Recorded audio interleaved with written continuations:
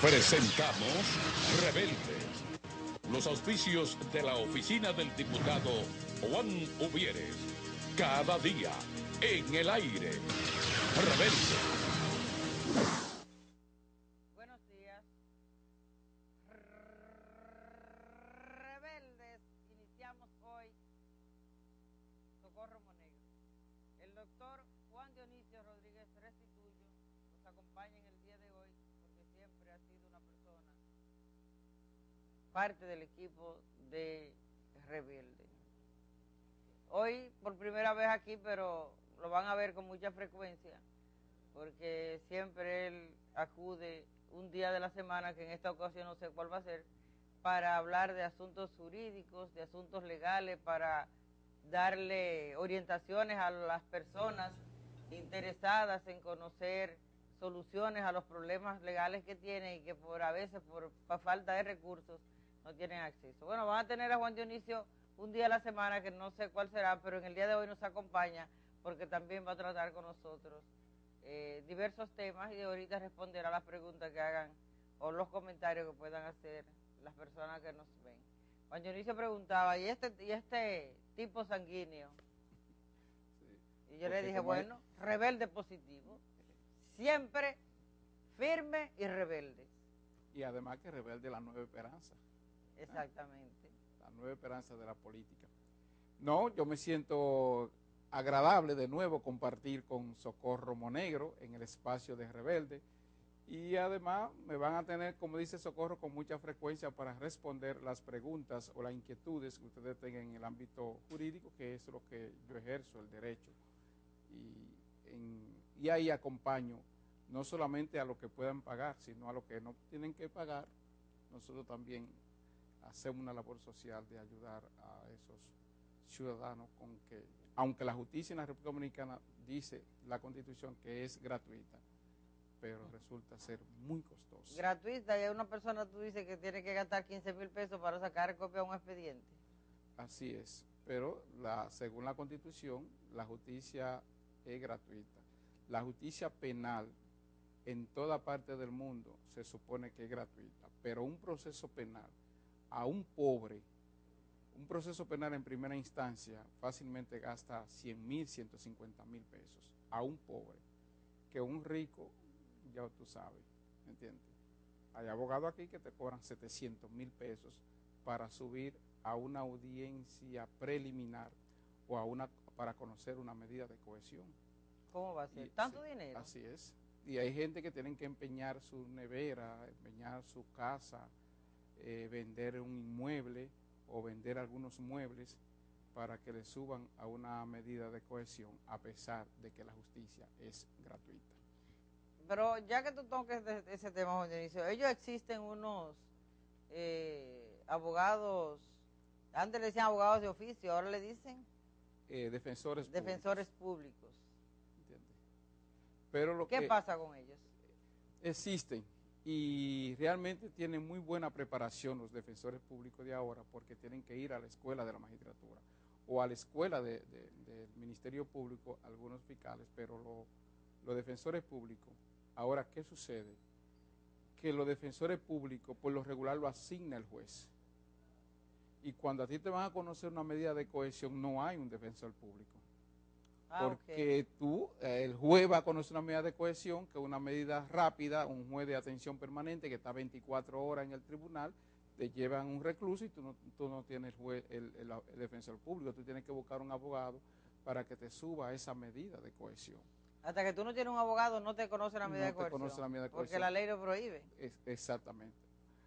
Algunas veces, si tú eres una parte civil, entonces te sustituye el fiscal cuando tú eres un actor civil en el proceso, pero si tú eres el imputado, tú tienes que tener un abogado, obligado, un defensor. Y para que ese defensor público pueda actuar en el proceso, tú tienes que presentarte al proceso sin abogado. Y entonces la familia, que por lo regular se preocupa, se desespera cuando tiene una persona detenida, entonces por lo regular entonces va a la parte privada. Y ahí obviamente, como aquí no hay control de los abogados, aquí no hay ningún estatuto que rija, a pesar de que tenemos una ley que es la ley 391 de la ética y que crea el Colegio de Abogados de la República Dominicana, los abogados aquí hacen mucha barbaridad, porque no hay un estatuto que pueda decirle a los abogados, básicamente los abogados en materia penal, los procedimientos que deben de seguir con su cliente, y lo estafan, lo engañan. Algunas veces ni siquiera van a la audiencia y le cobran el dinero, porque nadie, por la misma condición carcelaria en la República Dominicana, nadie quiere ver un familiar en una cárcel en este país, ni siquiera en la cárcel que son preventivas, para los reclusos preventivos que no se le conoce. Entonces, ante esa situación, la desesperación del familiar hace que lo lleve a un abogado privado, y ese abogado privado abusa de esa desesperación y de esa condición de ese cliente, porque nosotros no tenemos costumbre de ver los expedientes, sino de ver el dinero que puede producir un expediente. Entonces, un abogado, realmente un abogado que cumple con los principios que originó el derecho, ve por lo regular el expediente y conoce el expediente antes de estar planteando cuánto le va a cobrar al cliente. Muchos abogados te dicen, te vamos a comprar tanto, pero no han visto el expediente, no conocen el expediente, o no tienen quizá la capacidad para llevar ese expediente. Y después cogen el dinero y entonces sueltan al cliente en banda. No pueden, porque no tienen capacidad o no manejan la materia de la cual tratan el expediente, porque no analizan el expediente, sino yo te voy a cobrar tanto.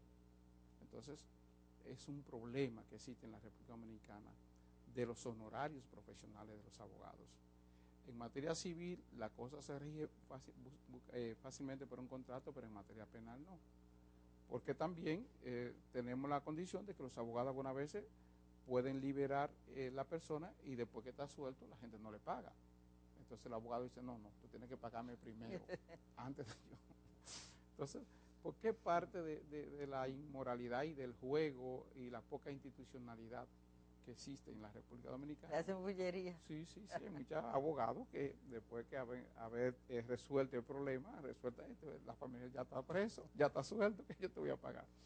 Obviamente eso no es toda la familia, hay personas que son muy responsables cuando asumen la condición con un abogado. Pero en la República Dominicana hay que profundizar sobre el derecho, porque no hay posibilidad de que una institución, la institucionalidad del país, pueda crecer al margen de un sistema judicial que no esté regulado, de un sistema judicial que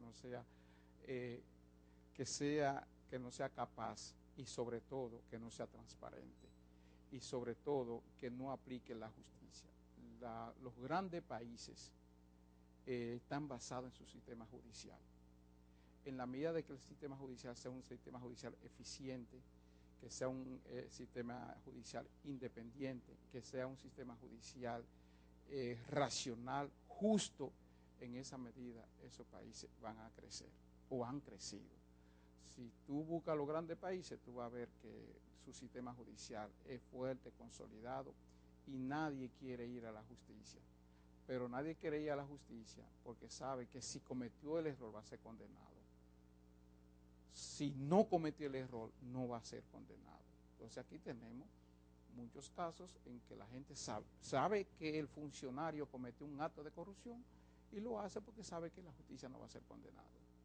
Pero el que cometió la mínima infracción, o el que lo acusan injustamente, o el que el policía dice, yo necesito terminar este caso y tú eres el culpable. No, pero no fui yo, no, tú eres el culpable porque yo necesito cerrar este caso. O el fiscal decía, yo necesito cerrar este caso, pero yo no estaba ahí, señor, yo necesito cerrar este caso y tú eres el culpable, y te somete a la justicia, y cuando viene a ver tú estás condenado a 30 años, a 20 años sin tú ser culpable, porque el fiscal o porque el policía necesitaba terminar ese caso o cerrar ese caso, y agarró al primero que se le ocurrió por la razón que fuera. Entonces, cuando una justicia actúa así a la ligera, cuando una justicia actúa así sin ningún principio, sin ninguna ética, entonces la sociedad nos estamos convirtiendo en una sociedad de bandidos. ¿Por qué? Porque por eso tuve creciendo el sicariato, tuve creciendo la delincuencia, tuve creciendo la corrupción, pero no porque los chiquitos son los delincuentes, sino porque nosotros tenemos un modelo de delincuencia. Y ese modelo de delincuencia viene desde el Estado. Es decir, si el padre de una casa es bebedor, ¿qué le corresponde a los hijos? ¿Qué van a hacer los hijos? Van a salir bebedores. Si el padre de la casa es un ladrón, ¿qué van a hacer los hijos? Algunos quizás puedan dedicarse a otra cosa, pero algunos de ellos van a estar inclinados por el robo. Si el Estado dominicano es un Estado delincuente, ¿qué van a hacer sus ciudadanos? Entonces la sociedad dominicana está construyendo una sociedad de bandidos. Porque si el patrón, el jefe, el que tiene que ser el guía es un delincuente, entonces ¿qué van a hacer sus súbditos? ¿Qué van a hacer sus ciudadanos? Sus ciudadanos van a actuar en función de la desesperación que quieren llegar al Estado para robar y para hacerse rico. Porque el Estado es una fuente de riqueza en la República Dominicana. El Estado, para todo el mundo, para los políticos, para los empresarios, para los políticos y para los empresarios. El Estado es su fuente de riqueza y todo el mundo quiere llegar al Estado vía la política para hacerse rico. Entonces, los que no tienen posibilidad de ir al Estado, ¿qué tienen que hacer? Querer hacerse rico por otra vía. Entonces quieren hacerse rico por la venta de droga, por la delincuencia, por el sicariato, por el matar, por robar. ¿Entiendes? Buscar la forma de buscar un medio de vida porque el Estado le está brindando otro medio de vida a otros que no trabajan, que simplemente llegaron ahí, que se hacen ricos de la noche a la mañana y entonces eso no van a las cárceles. Eso no son sometidos. Eso están procurando que se les modifique la ley para su conveniencia. Eso actúan en función, el tribunal actúa en función de los intereses de ellos, no de los intereses de la sociedad. Mira, ahora yo, con la aprobación que hizo el Congreso, los diputados, para que exonerando de responsabilidad prácticamente a todas aquellas personas que del Estado puedan cometer actos de corrupción, ¿qué va a pasar? Lo grave no es solamente la propuesta de modificación al artículo 85 del Código Procesal Penal que prevé, primero, un elemento que la sociedad todavía no se ha empoderado de ello, que son los reclamos de los derechos difusos, ¿verdad? Es decir, los reclamos sociales que pueden ser, y además porque ese artículo establece que los ciudadanos se pueden querellar. Ellos quieren convertir ese artículo en que los ciudadanos pueden hacer denuncia. Son dos cosas distintas. Un ciudadano puede hacer una denuncia, pero la ley, la Constitución de la República establece que el Ministerio Público solamente con el rumor público puede actuar. Es decir, aquí tenemos una ley. O sea, hay una contradicción. Hay una contradicción. Aquí tenemos una ley que se llama lavado de activos, de actividades ilícitas.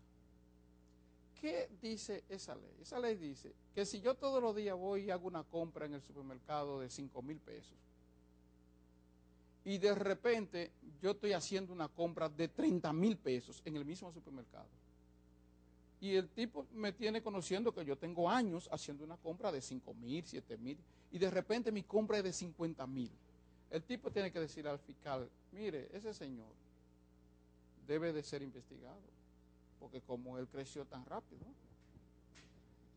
Pero eso es en juego, eso es en casino, eso es donde quiera que tú actúes. Entonces el fiscal actúa sobre el rumor público. Ahora, el fiscal en la materia penal tiene el control de la acusación. Es el fiscal que acusa cuando son delitos criminales. Cuando el fiscal no acusa, tenemos por ejemplo el caso de Juan Ubiere, cuando el fiscal no acusa y el ciudadano le insiste en lo que se llama poner en acción la acción del fiscal y el fiscal no muestra inercia, no muestra interés, el fiscal entonces va directamente donde el juez. Pero primero tiene que pasar por el fiscal, obligado. O sea, tú no puedes ir a hacer una acusación a un juez sin antes pasar por el fiscal, porque el fiscal tiene que investigar la acusación y es él que tiene el monopolio. Solamente cuando él es inepto o cuando él no quiere, como sucedió con el caso de Juan Ubiere y de Juancito de los Santos, que nosotros sometimos una querella por amenaza de muerte e intento de homicidio con principio de ejecución contra Juan Ubieres, y el procurador de la corte de aquel lado, Castro, no hizo nada y nosotros le notificamos la querella insistimos de que él debería de hacer la investigación y no hacía nada. Entonces nosotros fuimos directamente donde el juez, ante la inercia del Ministerio Público. ¿Qué dijo el juez? Ministerio Público, entonces, como usted no actuó, yo como juez voy a actuar. Y designó un juez de la instrucción para conocer el caso. Pero el día de la audiencia el fiscal estaba ahí. Claro, el tribunal en materia penal, para conocer medidas de constitución, de medidas de cohesión, se conoce o se constituye con la presencia del fiscal. Pero él no tenía derecho a hablar, porque él no investigó. Y nosotros se lo dijimos al presidente del tribunal. El fiscal puede estar ahí, pero tiene que estar en silencio, porque esta acusación es de él y él no la hizo. Él que violentó todos los principios normativos del Código Procesal Penal, porque él tenía que proteger a estos ciudadanos que fueron amenazados por ese funcionario público de muerte, con principio de ejecución, le cayeron a tiro y se salvaron milagrosamente, y aquí están todas las evidencias. Pero ¿qué hace ese fiscal ahora? Ese fiscal ahora quiere archivar el expediente. El de Brisa.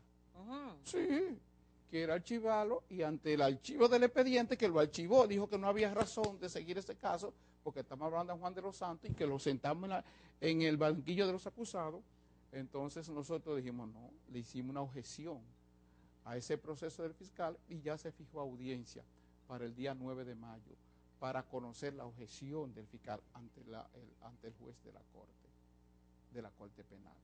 Entonces, para el 9 de mayo. Para el 9 de mayo está fijada una audiencia en la segunda sala de la Corte Penal para discutir la objeción de ese fiscal que no ha hecho una investigación sobre ese caso y quiere sacar el caso de justicia. Entonces, cuando uno ve hechos como eso, porque está involucrado un ciudadano que se llama Juan de los Santos, entonces uno dice, ¿en qué país estamos? Si el único poder del ciudadano es el poder de la justicia. Solamente cuando el ciudadano no encuentra justicia, tiene derecho al supremo recurso de la rebelión, como lo dice el preámbulo de la Declaración Universal de los Derechos Humanos. Pero ahora, ayer estábamos discutiendo en el Senado la modificación al Código Penal, y aquí se quieren establecer penas de 40 años. Para los pendejos. Para los pendejos. Pero si quieren establecer penas de 40 años para los que cometan actos de rebelión. Claro, para que la gente no pueda protestar, no pueda reclamar. Se quiere no poner pena de 40 años al que quema una goma, al que protesta. Y al que se roba los cuartos del Estado y deja en la indigencia a cientos y a cientos y a cientos de miles de personas.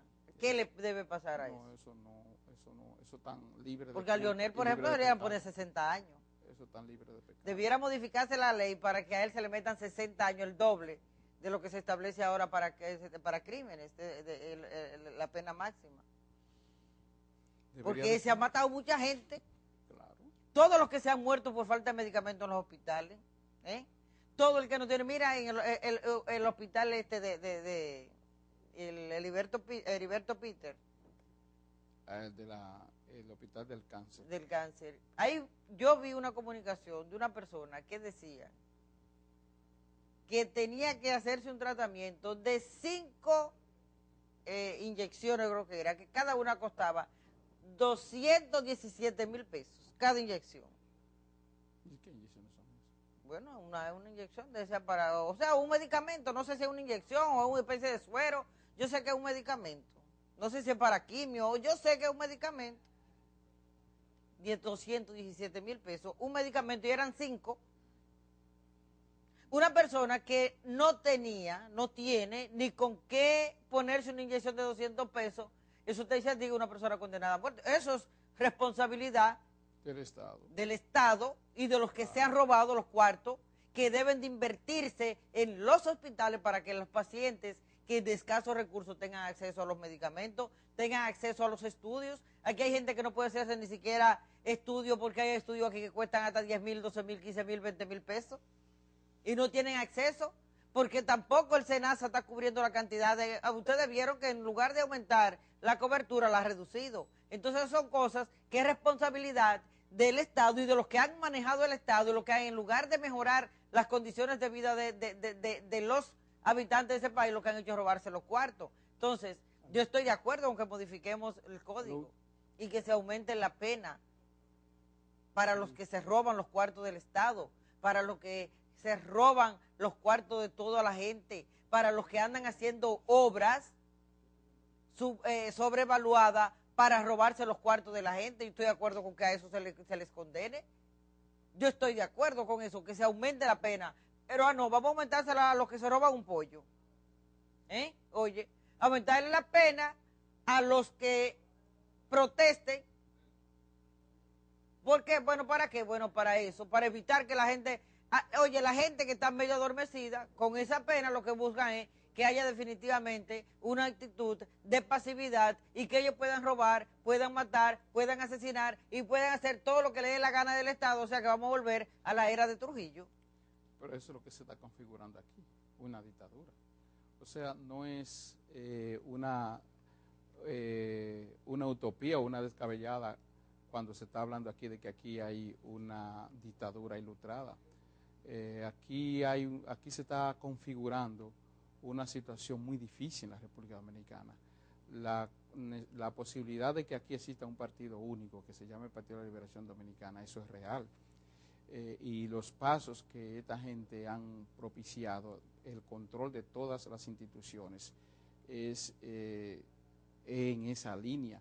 Fíjate que este partido, como decía Antonio Gramsci, aquel gran pensador italiano, el PLD no quiere ser solamente un partido hegemónico, sino un partido dirigente. El PLD invierte dinero del Estado para controlar una junta de vecinos en un barrio. Regala nevera y laptop para ganar el colegio médico. Gasta millones de pesos. Gasta millones de pesos para controlar la Academia de Ciencias de la República Dominicana. Qué sé yo, cuántos millones de pesos para controlar el Colegio de Abogados de la República Dominicana. Y entonces tú vas gremio por gremio, instituciones por instituciones, entonces lo quieren todos. Y cuando tú, un partido... Lo quieren todos, pero con los cuartos de nosotros. Con los cuartos para del que pueblo, la gente pase trabajo, sufra, pase penurias. Pero porque los cuartos que deben dedicar para eso, los dedican para beneficio personal de ellos y para beneficio partidario de ellos, que es lo mismo que para beneficio personal, porque ese beneficio partidario va en beneficio es de ellos, de los que dirigen ese partido, porque ni siquiera de todos los que son miembros del PLD o de los que simpatizan por el PLD, sino para la dirección de ese partido. No, y no solamente eso, sino hipotecando el país de una manera sumamente gravosa, con préstamo a 30 años, ya todo lo que produce la República Dominicana, de cada 100 pesos que se produce en la República Dominicana, 52 pesos hay que tomarlo para pagar deuda. Entonces, una economía que está sustentada en base a deudas, a préstamos internacionales. Y no solamente a préstamos internacionales, que no sabemos cómo lo vamos a pagar si estamos entregando nuestras concesiones, nuestro oro, nuestra vida útil, sobre todo nuestro proceso minero y el subsuelo y las cuencas hidrográficas, la estamos entregando a empresas extranjeras. Entonces, la República Dominicana, debemos de pensar en el futuro de la República Dominicana, porque estos ciudadanos, estos PLDistas, están configurando un nuevo sistema en la República Dominicana y el control absoluto no solamente del Estado, sino de la sociedad, que eso es lo grave. Ellos no solamente que están controlando el Estado, tienen los 3 poderes, los 4 poderes, porque no solamente tienen la justicia, el Congreso, el Poder Ejecutivo, sino que también tienen la Junta, sino que también tienen el Tribunal Constitucional, sino también tienen el Tribunal Superior Electoral. O sea, tienen todas las instituciones del Estado, pero también quieren ir a controlar la sociedad. Y por eso se meten en la Junta de Vecinos, por eso crean un plan de seguridad ciudadana donde van a comprar los dirigentes en los barrios, por eso saben dónde están todos los puntos de drogas del país, lo mencionan y dicen cuál es quién, pero porque no ellos saben. No, porque ellos saben, porque esos ciudadanos utilizan ellos para fines políticos, ¿me entiendes? Entonces en la campaña, mira, yo sé dónde está tu punto de droga, yo necesito que tú seas un adherente mío, porque si no te ataco tu punto de drogas. Entonces, en esa lógica es que se manifiesta este partido. Pero no solamente eso, sino que tiene 2 millones de personas con el dinero del Estado que le da bono luz, bono gas, tarjeta solidaridad, qué sé yo, cuánta cosa más, a muchos le depositan 8,000 pesos todos los miércoles, los primeros miércoles de cada mes. Entonces hay 2 millones de personas que lo mantienen de la nómina del Estado, reproduciendo la pobreza, pero esos 2 millones de personas lo convierten en votos para favorecer las candidaturas de ese partido. Entonces, aquí debemos de pensar seriamente, porque aquí se está configurando lo que se configuró en la Alemania nazi desde el 1933 al 1939, cuando Hitler tomó el poder a través de las elecciones con el Partido Social Nacionalista Alemán en el 1963, que empezó y logró que los ciudadanos alemanes configuraran la necesidad de que Alemania era un país distinto a los demás y que su raza era pura. Y cuando consolidó eso ideológicamente, como lo están haciendo con una valla que yo veo que ponen ahí ahora de apoyo a Leonel Fernández, que dice acciona República Dominicana, queriendo decir que los dominicanos somos una raza especial, como quería decir Hitler que los alemanes eran una raza especial. Y por eso cuando empezó la acción contra los judíos en Alemania, el pueblo no se levantó, porque lo convenció con la propaganda, con el control social, de que los alemanes, la raza aria, era una raza especial y que había que limpiarla de toda contaminación. Y entonces después que logró limpiar la Alemania nazi, entonces dijo, no, ahora hay que limpiar el mundo. Y entonces empezó a ocupar países y a limpiarlo también y a ponerlo al servicio del pensamiento alemán. Y eso obviamente que nos llevó a la Segunda Guerra Mundial. Es decir, que lo que se está configurando en la República Dominicana con el Partido de la Liberación Dominicana es parecido a lo que se inició en Alemania en el 1933, que lo que se llamó el fascismo alemán, que es una corriente política. El fascismo es una corriente política. Y esta gente, como tienen al fascismo como ideología y como corriente política. Entonces, es necesario que la gente conozca esto, que la gente vea lo que está pasando en la República Dominicana, vea cómo ha aumentado la pobreza, pero también vea cómo ha aumentado la riqueza. Óyeme, los políticos en la República Dominicana son la gente más rica. Hace 20 años, hace 30 años que aquí los políticos no eran ricos. Los empresarios eran los ricos, porque eran los que trabajaban. Hoy no, hoy son los políticos los que son ricos en este país. Y los empresarios... Sí, pero una clase política, o una clase política, no todos los los políticos, sino una clase política. Corrijo, exactamente. Una clase política que se llama el comité político, que tiene más dinero hoy que cualquier empresario. Es más, empresarios tradicionales han tenido que unirse a ellos para que ellos no lo desbaraten. Es decir, que hoy el control económico, no solamente el control político, también lo tiene de manera individual y de manera colectiva el Partido de la Liberación Dominicana. Es decir, que la República Dominicana, si de nuevo el Partido de la Liberación Dominicana se afianza en el poder en el 2016, como ellos dicen, que van a gobernar hasta el 2044 y después quizá van a alargar más ese periodo a 20 años más y entonces van a querer después quedarse total y parcial con la República Dominicana si aquí no hay la posibilidad de que podamos cambiar este modelo que ha instaurado el Partido de la Liberación Dominicana. Hacemos un cambio y retornamos. Si tomamos en cuenta eso y vemos la militarización a que está sometido el país entero, llegamos a la conclusión de que estamos frente a la repetición del fenómeno de Horacio Vázquez, que no se puede combatir con simple documento, sino con desobediencia civil. Ni olvido, ni impunidad, ni silencio. Comisión de la Verdad, Oficina del Diputado Juan Uvieres, Movimiento Rebelde y Fenatrano.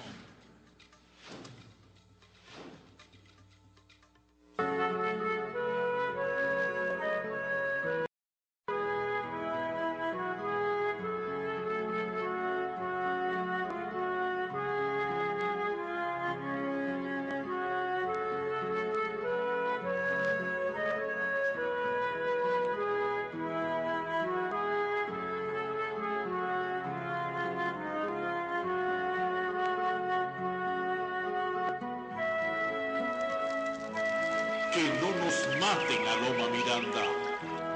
Oficina del diputado Juan Uvieres, Movimiento Rebelde.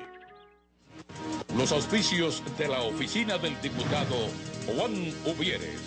Cada día en el aire. Rebelde.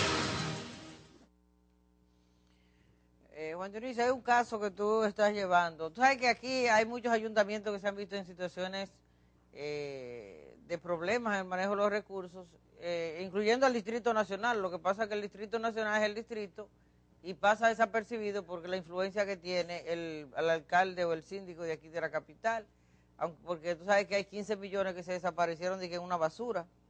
¿Del distrito? Sí, yo estoy buscando en los basureros a ver en cuál fue que está.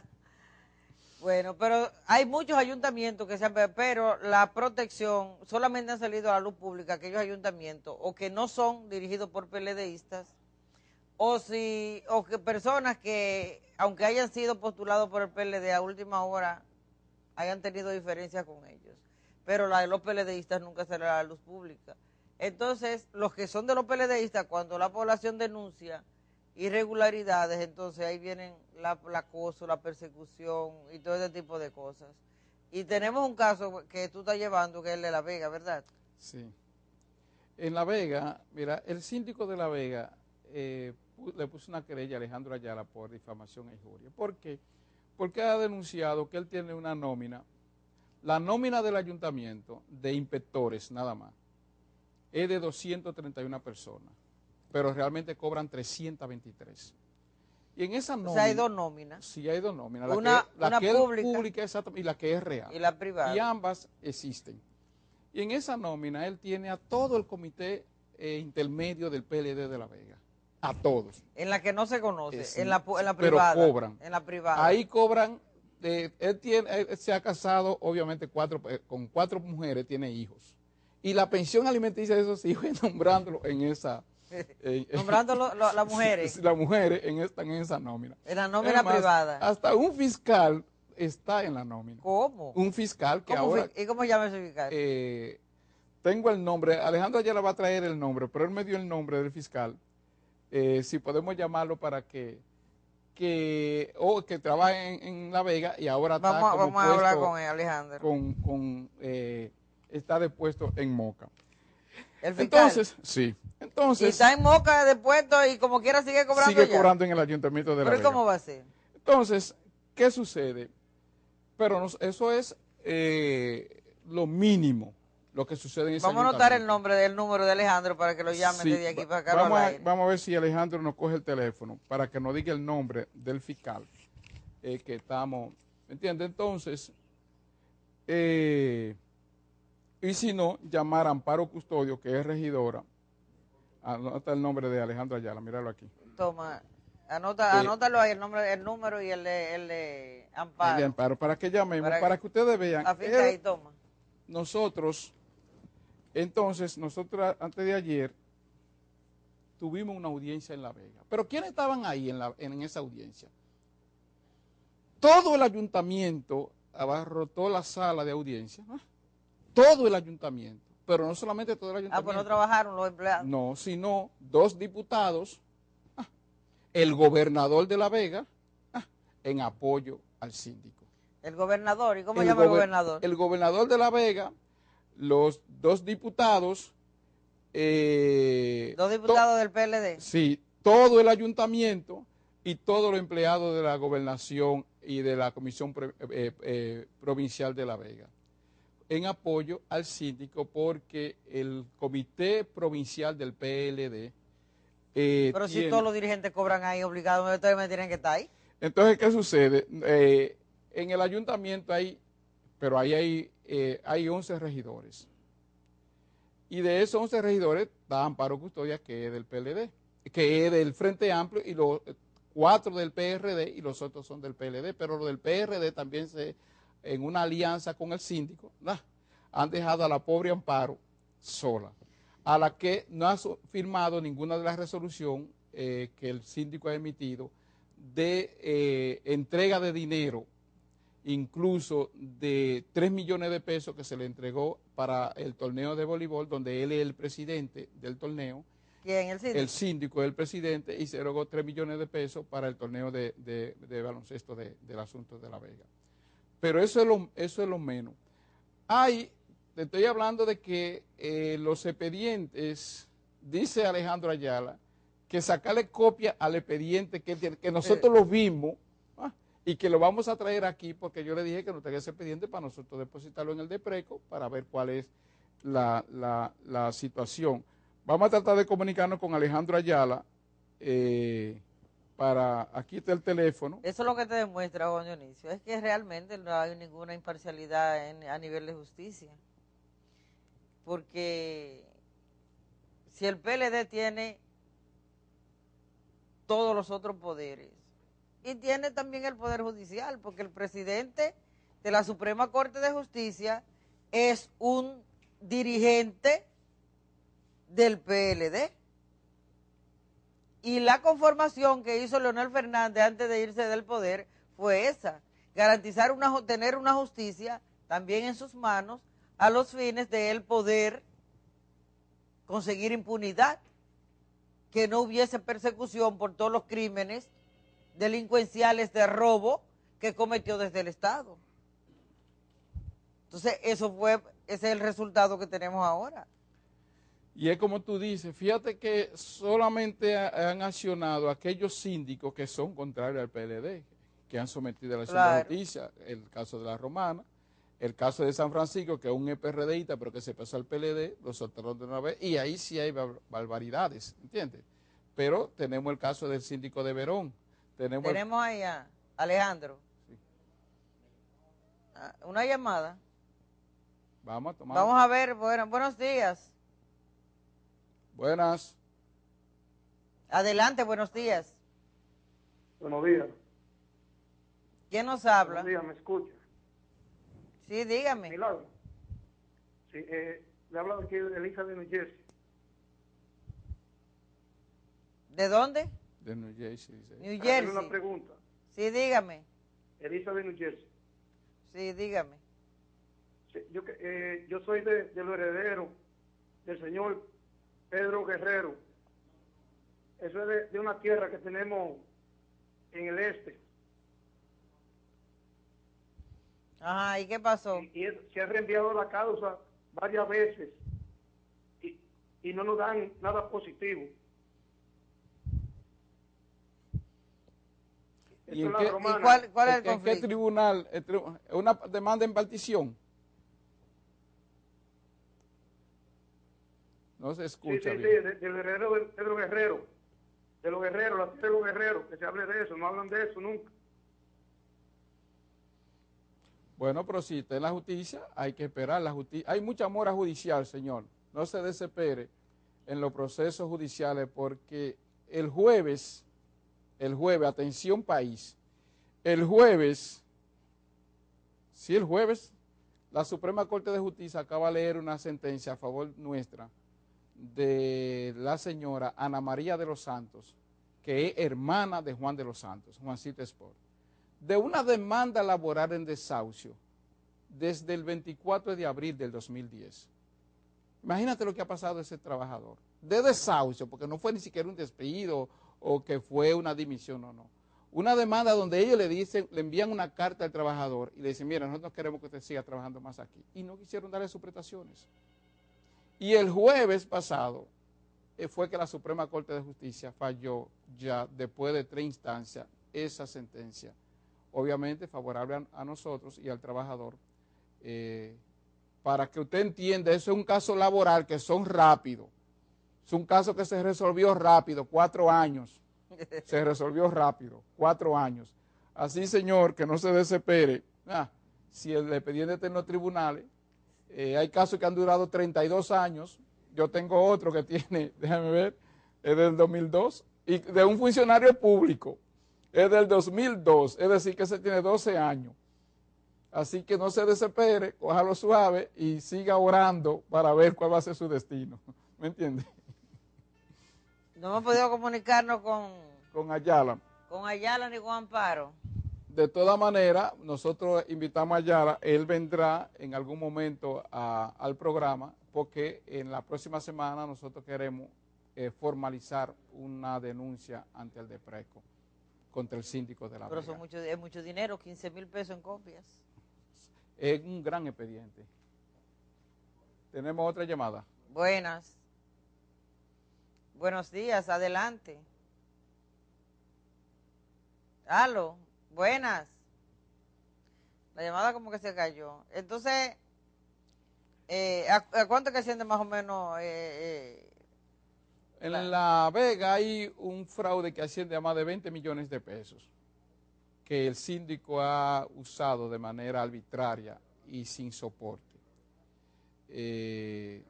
Eso es sin contar lo que sucede en el caso del carnaval, que es un caso especial, donde él también es el presidente de...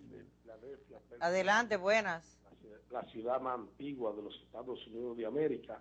La comunidad dominicana queremos hacerle un llamado a la Cancillería de la República Dominicana y al presidente constitucional, licenciado Danilo Medina, a través de estos medios, que lo ve todo el mundo, porque es un medio que es rebelde, un medio que dice la verdad y no esconde la verdad.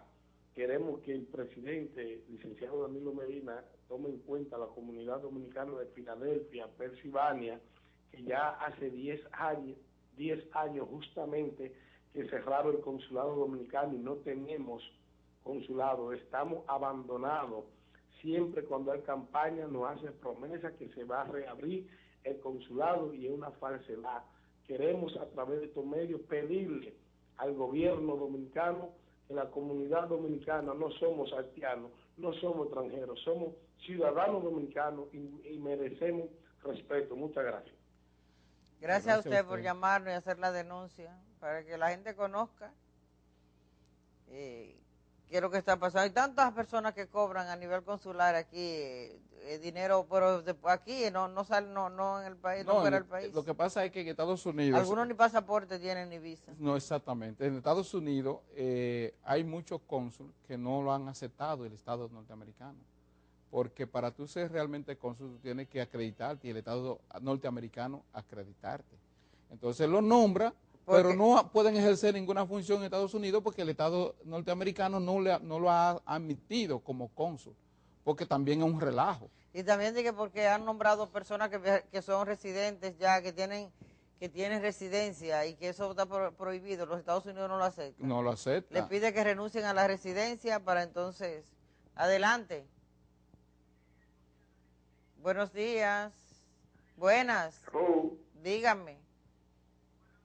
Buenos días, aló. Sí, adelante. Aló. Sí, le adelante, diga, hable.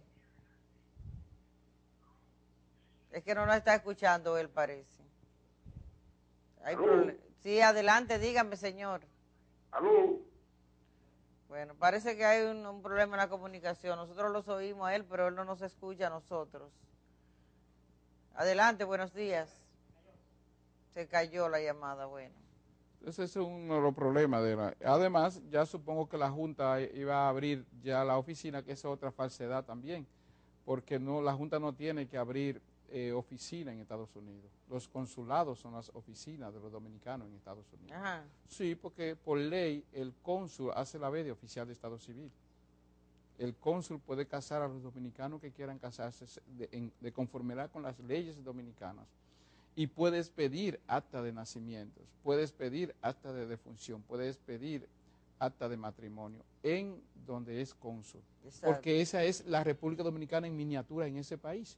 Y todas las instituciones del Estado están representadas por el cónsul o por el embajador o por lo que dice la ley. No tiene que la Junta ir a abrir oficina para dar acta de nacimiento ni de ese asunto y cobrar.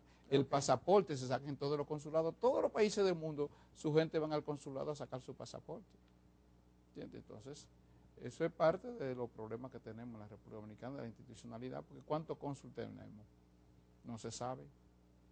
Es el país que más cónsul tiene en las Naciones Unidas. ¿Cómo va a ser? Sí, más que Rusia, que China, ¿entiendes? Llegó un momento que nosotros tenemos 22 cónsules solamente en la ciudad de Nueva York. Y no cabe. Yo no sé si tú has ido al consulado dominicano en Nueva York. No. Es mucho más pequeño que, bueno, hay una sala, este salón más o menos, pero más angosto. salón pequeño. ¿Y cómo no, cabían? No caben. ¿Apiñados? No caben, no podían ir todos. Pues no sé si se turnaban por hora, ¿no? ¿Me entiendes? Una hora vas tú, una hora voy yo, o no iban, o muchos nunca salieron de aquí, ¿me entiendes? Adelante, buenos días. Buenas. Dígame. Buenos días, aló. Dígame, adelante. Buenas, ¿me oye? Sí, dígame.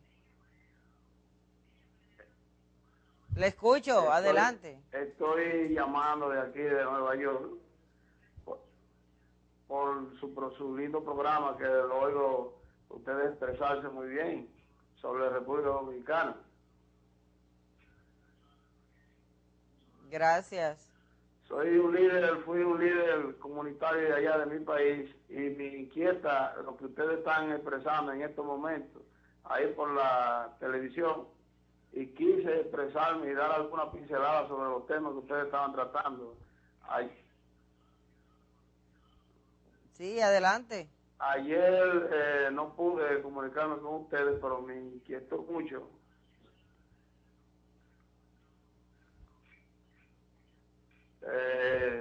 Quiero referirme sobre los temas que ustedes están tratando ahí, hablarles que República Dominicana realmente tiene que aprender a vivir sin dinero. El vivir sin dinero significa que las leyes funcionen en ese país.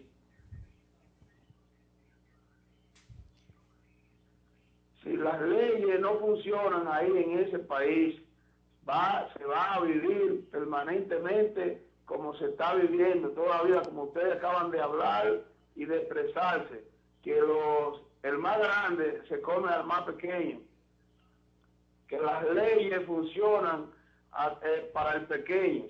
Aquí en Estados Unidos, que estoy llamado de aquí de Estados Unidos, las leyes aquí son iguales para todo el mundo. Aquí no hay rico, pobre. Aquí el que comete un delito, aquí el que le levanta la mano a una persona, aquí el que comete un error va preso, la va a pagar. Y aquí hay personas, dentro de 400 millones de personas que hay aquí, que siempre cometen errores, pero eso es de uno por mil. Bueno, gracias. Mira, gracias. Ayer nosotros revelamos aquí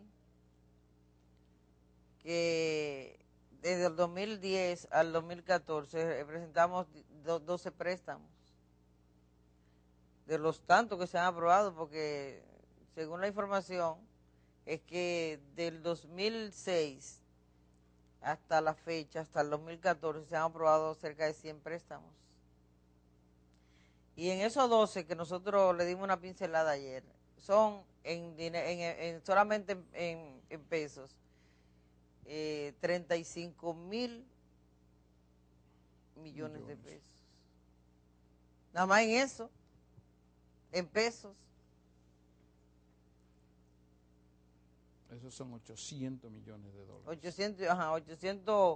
800 y algo, no recuerdo la cantidad exacta, porque sabes que yo no ando en mi vehículo y se me quedaron los papeles en el vehículo. 800 y pico de millones de dólares.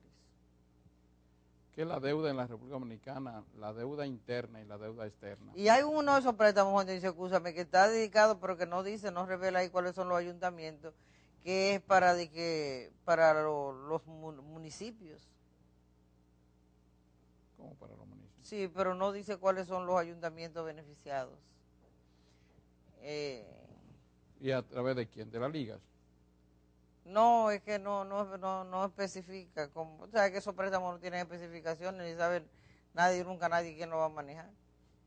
Ya nos están despidiendo, Juan Dionisio. Ya, terminamos. Pues rápido. Vamos a ver si la próxima vez podemos tener, o físicamente o por teléfono, Amparo o Alejandro Ayala, para que nos den más detalles en relación a esto. Y vamos a ver cómo podemos entre todos ayudar a Ayala a sacar esa copia para depositar ese expediente relativo al Ayuntamiento de La Vega. Nosotros por hoy ya tenemos que irnos, pero mañana nuevamente a partir de las 11 de la mañana estaremos nuevamente con ustedes. Buenos días. Los auspicios de la oficina del diputado Juan Ubieres. Cada día en el aire. Rebelde.